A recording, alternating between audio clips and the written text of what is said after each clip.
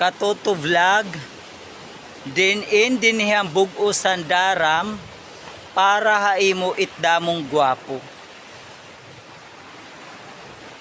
Damong gwapo? Bugusan lugar ang daram. So 58 barangay han municipality of Daram.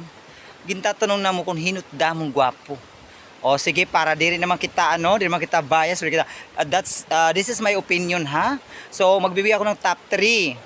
Top 3 na may pinakadamong gwapo based dito akon mga na experience na experience nito ng mga lugar or na puntahan ko mga lugar. So na top 1 for me is Mayabay, Barangay Mayabay, Daram Samar.